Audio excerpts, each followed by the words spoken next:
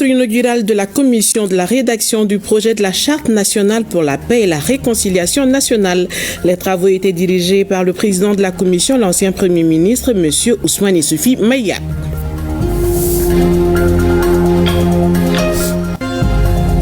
Les trois dirigeants des pays membres de l'AES ont décidé de cheminer ensemble, car ayant les mêmes destins. Monsieur Ibrahim Traoré, dans cette édition, revient sur quelques acquis de la Confédération.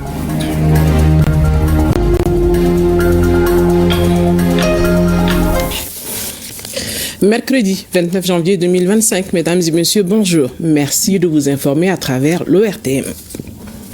Nous commençons ce journal par un communiqué de presse de la CEDEAO. Le retrait du Burkina Faso, de la République du Mali et de la République du Niger de la CEDEAO prend effet à compter de ce jour, le 29 janvier 2025. Toutefois, dans l'esprit de solidarité régionale et dans l'intérêt supérieur des populations et conformément à la décision de la conférence des chefs d'État et de gouvernement de maintenir les portes de la CEDEAO ouvertes au dialogue, les autorités compétentes à l'intérieur et à l'extérieur de l'ensemble des États membres de la CEDEAO sont priés de veiller au respect des mesures ci-après. A. Reconnaître jusqu'à nouvel ordre les passeports et cartes d'identité nationaux portant le logo de la CEDEAO détenus par les citoyens du Burkina Faso, de la République du Mali et de la République du Niger. B. Continuer à accorder aux biens et services provenant des trois pays concernés le traitement prévu par le chemin de libéralisation des échanges et la politique d'investissement de la CEDEAO. C. Permettre aux citoyens des pays concernés de continuer à jouir jusqu'à nouvel ordre du droit de circulation, de résidence et d'établissement sans visa conformément au protocole de la CEDEAO en la matière. D. Apporter aux fonctionnaires de la CEDEAO des trois pays un soutien et une coopération sans faille dans le cadre de leur mission pour la communauté. Ces dispositions restent en vigueur jusqu'à l'adoption par la conférence des chefs d'État et de gouvernement de la CEDEAO des modalités complètes de nos relations futures avec les trois pays. La Commission a mis en place une structure pour faciliter les discussions sur ces modalités avec chacun des trois pays. Ce message est nécessaire pour éviter toute confusion et toute perturbation dans la vie des affaires de nos populations pendant cette période de transition, fait le 29 janvier 2025. Je vous l'annonçais dans les titres, rencontre inaugurale de la commission de rédaction du projet de la Charte nationale pour la paix et la réconciliation nationale. Les travaux étaient dirigés par le président de la commission, M. Ousmane Issoufou Maïga. Il s'agissait d'une prise de contact avec les différents membres pour la répartition des tâches entre les commissions de travail. Des détails avec Alousseni Touré. Nommé il y a peu par décret présidentiel, le président et les membres de la commission de rédaction du projet de charte pour la paix et la réconciliation nationale se rencontrent pour la première fois afin de définir les termes de la mission à eux confiée par le chef de l'État. 2 sous-commissions de travail sont créées. Il s'agit de la sous-commission paix et sécurité et de la sous-commission réconciliation nationale, cohésion sociale et vivre ensemble. Je voudrais échanger avec vous. La commission, nous avons la liste, mais je souhaiterais que les nouveaux membres puissent se faire inscrire dans l'une des commissions de leur choix. Et on va permettre à ces 2 commissions de nous préparer un programme de travail pour le jeudi à 15h que nous allons adopter en plénière. En fonction de ça, nous allons continuer les travaux. La commission est élargie à plusieurs membres du gouvernement qui devront apporter les inputs du gouvernement dans les matières qui les concernent. Cette fois-ci, le président a élargi à ce qu'un certain nombre de ministres participent à la rédaction de cette charte afin qu'ils puissent nous éclairer sur la vision du gouvernement, sur leur éclairage en tant que ministre en activité. Et c'est pourquoi un certain nombre de ministres ont été désignés pour accompagner la commission des experts. Les membres de la commission solliciteront prochainement les organisations et personnalités susceptibles d'enrichir le document. Il y a un an, les pays de l'AES se retiraient de la CEDEAO, une décision historique qui fait suite à certains constats d'échec de la part de la CEDEAO. L'imposition des sanctions illégales, illégitimes, inhumaines aux 3 pays lorsqu'ils ont décidé de prendre leur destin en main. Le ministre des Affaires étrangères et de la coopération internationale, son Excellence Abdoulaye Diop, était l'invité de l'édition de 20h hier avec Awama Kamara. Il a été question de l'anniversaire de la sortie des pays de l'AES de la CEDEAO. Suivant un extrait.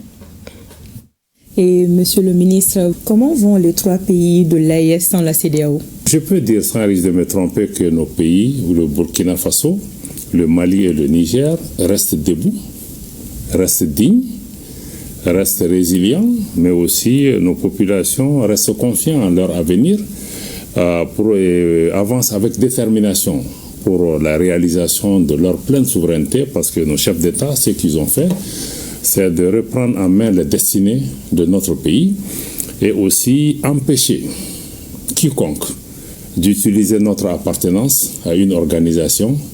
Le fait que nous ayons abandonné une partie de notre souveraineté pour la réalisation de l'unité africaine ne peut pas être utilisé en retour pour pouvoir punir, affamer nos populations et même menacer d'agresser nos pays. Depuis, nos pays aussi s'organisent aujourd'hui. Ce n'est pas qu'une réponse à la CEDEAO, mais nous avons décidé de faire ce que nous voulons et dans le cadre de l'AES en essayant de recréer une nouvelle forme de solidarité qui se fait dans le respect, qui se fait dans la complémentarité, qui se fait aussi dans l'union et l'unité de nos peuples pour se lever ensemble, combattre l'insécurité à travers la défense et la sécurité, mais aussi permettre à nos pays de parler d'une seule voix à travers notre action diplomatique, mais aussi renforcer les actions de développement sur le terrain pour pouvoir cimenter nos différents pays. Notre histoire sera désormais écrite par nous-mêmes et pas par d'autres. Ok. Alors, monsieur le ministre, vous venez de participer à une rencontre avec vos homologues à Ouagadougou sur les relations entre l'AES et la CEDEAO. Quelles sont les principales issues de cette rencontre? C'était de pouvoir finaliser l'approche qui a été adoptée entre nos 3 pays par rapport à la gestion de nos rapports avec la CEDEAO, mais d'entité à entité. C'est-à-dire que comment l'AES va établir ses relations avec la CEDEAO. Et dans ce contexte, vous savez qu'on a perdu près de 11 mois après notre sortie. La CEDEAO n'avait pas réalisé, n'avait même pas pris au sérieux notre sortie. Et je pense qu'il y a eu des tentatives plus ou moins heureuses ou malheureuses de pouvoir nous faire revenir.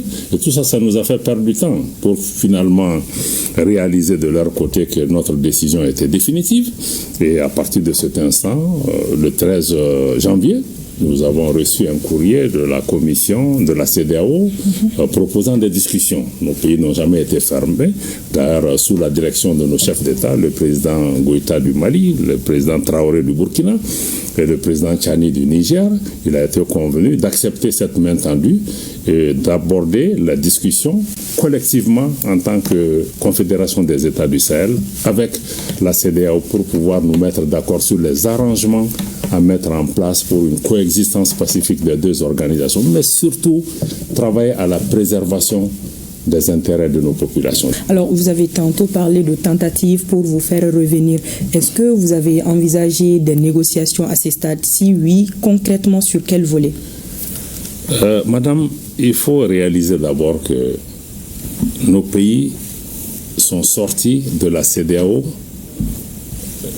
le 28 janvier 2024. Je le répète, le 28 janvier 2024, il y a un an. Donc pour nous, toute discussion ne peut porter que sur la suite de notre retrait par rapport à ça. Donc maintenant, vous savez, c'est une organisation qui a été bâtie quand même sur plusieurs décennies. Il y a plusieurs accords, arrangements qui ont été mis en place. Donc, c'est nécessaire. Même dans le cadre d'un divorce, tout ne se règle pas en un jour. Je crois qu'il y a la garde des enfants, il y a beaucoup de choses. Donc, ce sont ces discussions que nous devons avoir pour pouvoir avoir des accords nécessaires. Moi, je crois à partir du moment où ils viennent maintenant pour pouvoir discuter des suites données à notre retrait et que nous-mêmes, nous sommes dans la disposition de discuter pour faire avancer les intérêts de nos populations, je reste confiant que nous allons trouver des terrains d'entente nécessaires qui puissent préserver la stabilité de la région, mais aussi la quiétude de nos populations. Les trois dirigeants de nos pays ont décidé de cheminer ensemble car ayant les mêmes destins de sa création à nos jours que des acquis. Et d'ailleurs, le Mali, à travers son excellence, le général d'armée Assimi Goïta, assure la présidence de la Confédération. Ibrahim Traoré, dans ce reportage, revient sur les quelques acquis de l'AES. En France, AES créé Mali, Burkina, Niger. Solo da kan la yunu berkele amil de ngono maka mun fo angun brasé dawla de. Le président de la transition le rappelait récemment face aux leaders traditionnels et religieux. La sortie irrévocable des pays de l'AES de la CEDEAO. Un retrait immédiat qui était annoncé le 28 janvier 2023 et notifié formellement à la CEDEAO le lendemain 29 janvier. Et depuis, que de chemin parcouru.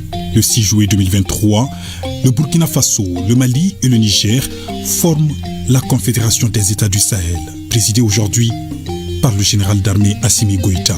Les trois États, en établissant une architecture de défense collective et d'assistance mutuelle, sont en passe de former une force conjointe forte de 5000 hommes. Déjà, la mutualisation des moyens sur le terrain a permis la neutralisation de plusieurs chefs terroristes, la destruction de bases ennemies, la reconquête de territoires occupés, le retour des populations déplacées ou encore la réouverture des écoles. Autant de succès et d'avancées qui confirment la pertinence d'une approche coordonnée et souveraine pour préserver les intérêts fondamentaux des populations de l'AES. Autre acquis majeur, la mise en circulation des passeports AES dès ce 29 janvier 2025. C'est un communiqué du président de la Confédération des États du Sahel rendu public le 23 janvier dernier qui l'annonce. Et dans une déclaration commune en date du 14 décembre 2024, les dirigeants de l'AES rassurent que la Confédération des États du Sahel reste un espace sans visa pour tout ressortissant de la CEDEAO. L'AES, c'est aussi le free roaming désormais, avec la gratuité de la réception des appels et SMS entre le Mali, le Burkina et le Niger. Un pas de géant vers l'intégration du marché des télécoms. La Confédération des États du Sahel, c'est enfin le lancement de la Web TV et autres plateformes digitales AES pour faire face à la désinformation. Oui, le navire AES qui a levé l'ancre depuis le 16 septembre 2023 poursuit donc son petit bonhomme de chemin avec sa charge de défis, mais aussi et surtout d'espoir. Les membres de l'Association pour l'autonomisation de la femme et la paix au Nord célèbrent l'an 1 du retrait des pays de l'Alliance des États du Sahel de la CEDEAO, de l'organisation d'une conférence débat pour soutenir et témoigner leur reconnaissance envers les autorités de la transition. Saloum Konaté nous en dit plus. La cité des 333 saints n'est pas restée en marge de la commémoration du retrait des pays de l'Alliance des États du Sahel de la CEDEAO. Elle est célébrée à travers une conférence débat initiée par l'Association pour l'autonomisation de la femme et la paix au Nord sous le thème de l'AES à la Confédération des États du Sahel. Quels enjeux? Nous, peuple résilient, nous avons connu les sanctions illégales, illégitimes et inhumaines de la CEDEAO. En réponse, nous avons notre journée de la souveraineté retrouvée. Mais quand ces sanctions illégitimes ont frappé nos frères du Burkina, puis du Niger, en réponse, nos chefs d'État, les responsables et légitimes ont créé l'AES. Et pour finir, à la date historique du 28 janvier 2024, ont décidé en toute souveraineté du retrait sans délai du Mali, du Burkina Faso et du Niger de la CEDEAO, avec effet immédiat. Il s'agissait pour ces femmes de réitérer leur soutien aux autorités de la transition qui ont su restaurer à notre pays sa souveraineté tout en commémorant l'an 1 de la sortie de nos trois pays de la CEDEAO. L'Association pour l'autonomisation de la femme et la paix au Nord réaffirme son soutien aux autorités de la transition et de l'AES. Nous, peuple de l'AES, nous sommes riches en or. Notre uranium, notre lithium, notre pétrole, nos sols fertiles, nos vastes superficies de pâturage. Et désormais, c'est nous, et nous seulement, qui serons les bénéficiaires de notre richesse. Je ne pourrais passer sous silence les brillantes réalisations de nos chefs d'État du Mali, du Burkina Faso et du Niger dans le cadre de la Confédération des États du Sahel. Il s'agit notamment de l'opérationnalisation de la force conjointe de la Confédération, forte de 5000 hommes pour lutter efficacement contre le terrorisme, la révalorisation des autorités de légitimité traditionnelle et religieuse de nos États, en leur confiant sa sécurisation sociale pour une paix durable, la création d'une banque de développement dans l'espace de la Confédération, la mise en place dès demain, 29 janvier 2025, du nouveau format de passeport pour les peuples de la Confédération des États du Sahel. Cette conférence débat a été une occasion pour les ressortissants des peuples frères du Burkina et Niger présents à Tombouctou de donner leur avis sur les enjeux de l'AES. La remise d'un tableau intitulé Le Malikoura au commandant de zone de la région a mis fin à cette cérémonie. Célébration à Koutiala de la Journée internationale des douanes. L'événement a été marqué par une conférence débat sur le thème 2025, une douane qui concrétise ses engagements en matière d'efficacité, de sécurité et de prospérité. C'est un reportage de Prima Kone et Amadou Dolo. À Koutiala, la journée internationale de la douane est célébrée à travers une conférence débat animée par le colonel Oumar Moussa Sangaré sur le thème intitulé « Une douane qui concrétise ses engagements en matière d'efficacité, de sécurité et de prospérité ». Ce thème exige des soldats de l'économie de Koutiala une responsabilité en termes d'assiduité et de persévérance au regard de leur position géographique perçue au carrefour de flux commerciaux nationaux et internationaux. La douane de Koutiala s'engage à promouvoir un climat favorable pour les entreprises et les investisseurs afin de stimuler la croissance économique de notre région, à concrétiser les aspirations exprimées dans le thème de cette année. Avec l'appui de nos partenaires et grâce à notre vision commune, nous continuerons à avancer vers une douane moderne, efficace et au service de la nation. Cette journée est aussi occasion de renforcer notre collaboration avec le secteur privé, public et communautaire.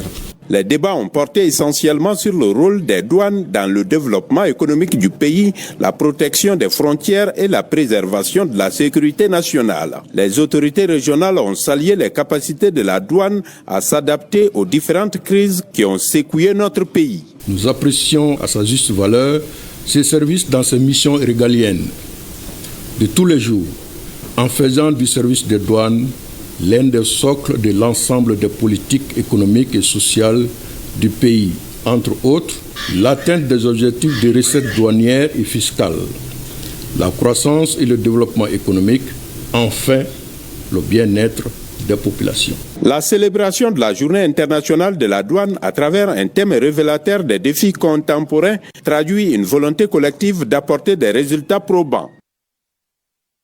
Le vendredi 24 janvier 2025 a été marqué par la plus belle des manières à la direction du service social des armées. L'artiste chanteuse Mamou Sidibé, accompagnée des membres de la communauté Ghana, y sont allés renouveler leur soutien aux forces armées et de sécurité, surtout à leurs femmes et aux orphelins des femmes.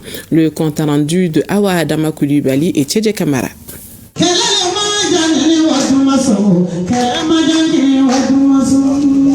C'est à la première heure le vendredi dernier que Kone Mamou Sidibé franchit le seuil du service social des armées. Munie d'une enveloppe de 500 000 francs CFA, la diva de la musique du Ganadougou y est pour un devoir de mémoire.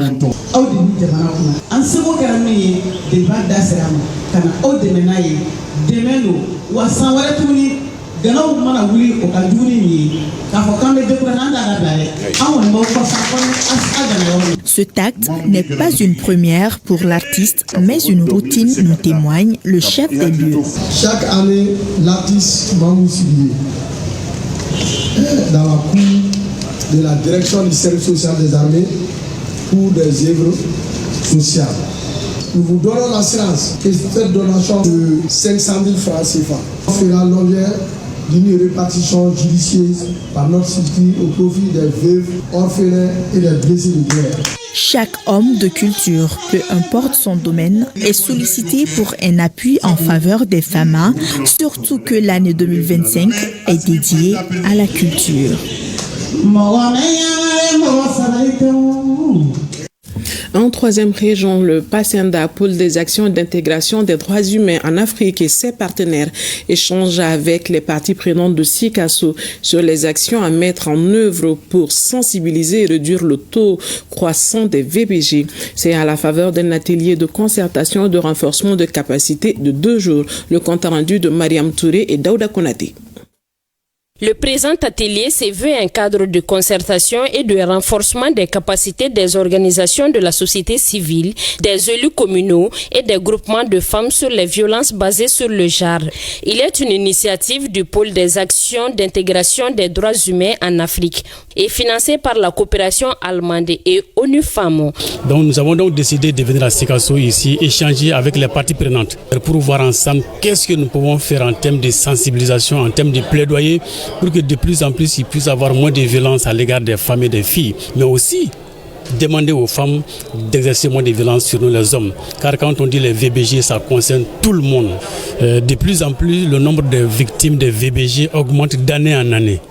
De 2015 à aujourd'hui, il y a trop de victimes de VBG. Par exemple, aujourd'hui, pratiquement, nous sommes à plus de 16 000 cas au Mali. Durant des jours, les participants vont suivre des présentations sur la santé de la reproduction, les structures de prise en charge des victimes des VBG et feront des propositions de solutions pour inverser la tendance, ce qui de nos jours constitue un véritable fléau. C'est une démarche novatrice qui s'appuie sur l'idée que le changement ne peut être durable que si tous les membres de la société y contribuent activement. Ce moment de réflexion collective illustre notre volonté partagée d'agir pour une société où les droits humains sont respectés et où les violences fondées sur le genre n'ont plus leur place. Il faut rappeler que la rencontre de Sikasso se tient après celle de Bamako, Kaï et Bafoulabé. L'association des ressortissants de Touba-Diakane vient de doter les 2 SESCOM de la commune en ambulance. Cette ambulance médicalisée a coûté la somme de 6 500 000 francs CFA à l'association. Aliou Abdoulaye Touré était à la cérémonie de remise de l'ambulance. Le rêve de longue date des populations de Touba de disposer d'une ambulance médicalisée est devenu une réalité. Grâce à l'association des ressortissants de Touba Digakane. C'est pour donc donner le paix que nous avons à notre communauté, pour faciliter leur vie, surtout dans le domaine de la santé. Comme chez nous ici, ce n'est pas facile. Notre souhait, c'est que tous les ressortissants, c'est-à-dire peuvent recevoir des soins donc, adéquats. Pour la directrice régionale de la santé de Koulikoro, ce geste de l'association va contribuer à sauver des vies à travers l'évacuation des malades. On a vu un très grand SESCOM qui respecte toutes les normes requises à la date d'aujourd'hui en matière de structure de santé, avec aussi du personnel qualifié en nombre suffisant. Et ce personnel, pour un départ, est entièrement à la charge de l'association. Vraiment, c'est des gestes qui montrent leur patriotisme. Et c'est des choses, à mon avis, que chacun doit imiter. Œuvrer pour le développement local de sa communauté. Ne pas attendre tout de l'État. C'est le message que je lance à tous les Maliens. Chacun peut faire un peu et surtout quand on se donne la main, on peut faire beaucoup de choses. La visite du SESCOM de Touba pour s'imprégner des conditions de travail des agents a mis fin à la cérémonie de remise. Lors d'une conférence de presse, l'association des commerçants et prestataires miniers du Mali et les experts panélistes présents sollicitent les autorités compétentes pour une application effective du contenu local dans le secteur minier malien. Pour que cela soit, ils proposent des pistes de solutions. La conférence s'est tenue au siège de l'association. C'est un compte rendu de Fademba Keita. La validation très récente de la loi sur le secteur minier malien est acclamée à cause des grandes attentes quant à la promotion du contenu local et à l'inclusion des entreprises locales dans les grands projets. Cependant, selon l'association des commerçants et prestataires miniers du Mali, des défis non surmontés tels que la non-application de certaines dispositions sur le contenu local sèment le désespoir chez beaucoup. La conférence de presse initiée a pour but donc de mettre en lumière les obstacles à l'application du contenu local du secteur minier et proposer des solutions concrètes. L'objectif de notre rencontre, c'est pour vraiment attirer l'attention des décideurs, des dirigeants, afin qu'on aille rapidement vers l'application de cette loi, parce que c'est grâce à cette loi du contenu local que les Maliens pourront voir les retombées de l'exploitation minière. Parce que qui dit contenu local, c'est la valorisation de toute la chaîne de production qui doit être maintenant donnée aux Maliens pour pouvoir faire ces travaux. Le cadre de concertation est un outil de travail pour le contenu local et pour le secrétariat permanent. Le secrétariat permanent va se charger de l'application et même de coordonner maintenant l'ensemble des activités qui vont encadrer le contenu local. Il y a des critères qui sont contenus dans la loi. Sur la dernière page, il y a un tableau de répartition des statistiques précises sur qu'est-ce qu'il faut donner à aux structures locales dans telle ou telle activité. Malgré l'existence de la nouvelle loi minière, les entreprises locales continuent, selon l'ACPM Mali, à rencontrer des difficultés pour accéder aux opportunités offertes par des projets miniers. Le retard des paiements des factures des fournisseurs locaux en est une. Nous avons constaté que ces mines-là payent des fournisseurs locaux dans un délai de 30 jours, 45 jours et 60 jours, parfois 90 jours pour certaines mines. Même ces délais déjà contractés avec ces fournisseurs ne sont pas du tout respectés par ces mines. Et c'est pour cela que nous demandons, c'est un cri de cœur que nous lançons à l'État malien de faire vraiment en sorte qu'on lance un audit auprès de toutes ces mines. Selon les panélistes, la nécessité d'une banque de l'investissement dans le secteur minier reste la seule alternative pour le bien-être des sociétés minières et associations de commerçants et prestataires miniers. Tenue à Bougouni d'une conférence débat par le parti MPP Mali sur le soutien aux FAMA. L'initiative s'inscrit dans le cadre de la célébration du 64e anniversaire de la vaillante armée malienne. Au cours de cette conférence, l'accent a été mis sur la citoyenneté, le patriotisme, la souveraineté, entre autres. ORTM Bougouni, Jafar Aïdara et Djibril Barayogo. C'est par l'intonation de l'hymne national du Mali, deuxième couplet entonné par les pionniers qui donnent le ton de cette conférence débat initiée par le parti mouvement patriotique panafricain MPP Mali. Le mouvement a réitéré son soutien aux autorités de la transition, en l'occurrence à l'armée malienne. L'initiative s'inscrit dans le cadre de la célébration du 64e anniversaire de l'armée malienne. L'objectif recherché, c'est d'abord de magnifier le patriotisme et la bravoure de l'armée dans son entièreté, et aussi c'est d'accompagner l'armée et d'appeler surtout l'ensemble du peuple malien à se dresser derrière son armée comme un seul homme, parce que l'armée c'est nous et la population c'est l'armée. Cette première sortie du MPP Mali en dehors de la capitale de la ville de Bamako a été consacrée à la ville de Bougouni. Ça a tout son sens. Les débats ont mis l'accent sur le patriotisme, le panafricanisme, la souveraineté, la citoyenneté, entre autres.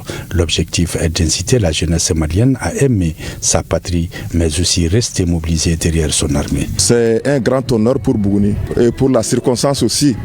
Quand on essaie de voir l'occasion qui nous réunit ce soir, qui est la célébration du 20 janvier, la création de notre vaillante armée, nous voulons vraiment affirmer notre soutien à cette grande armée pour qu'il puisse vraiment rester en soutien, en support, en pilier vraiment de ce pays-là, parce que sans armée conséquente, il faut dire qu'il n'y a pas de nation. Rappelons que le parti MPP Mali a 5 ans d'existence et a comme devise faire la politique autrement.